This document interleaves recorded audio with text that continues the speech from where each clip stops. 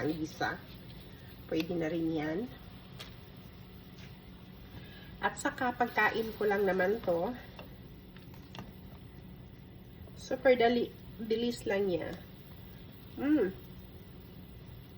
Luto na rin yung gabi.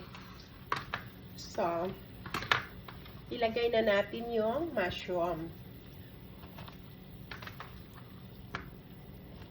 Kayo kung anong gustong gulay nyo ilagay, pero ako kasi, ito lang ang gusto ko.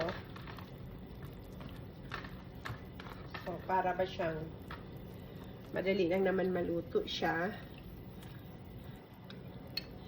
Isang kutsarita na cornstarch para sa slurry. So, nasa sa inyo yun kung gaano kadami yung sabaw nyo. Ako ay isang teaspoon lang. Ayaw ko yung sticky masyado. Pwede na siya. And then, nasa sa inyo yun kung ilang itlog ang ilalagay nyo. Ito ay 4. So, ito yan. Style ko lang siya. Diyan ko siya ilagay.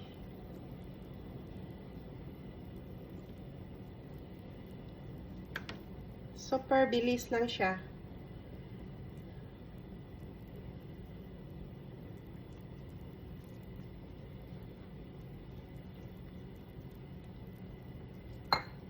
At as I said, pagkain ko lang siya, haluin ko lang to pag yung nagbuo na yung itlog. Para mas masarap. Pwede na.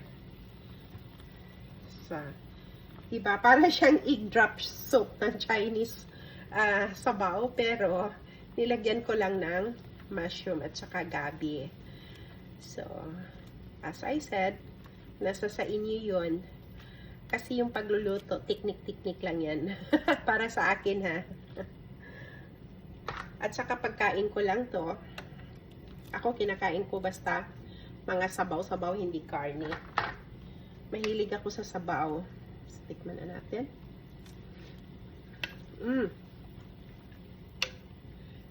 Ang sarap niya.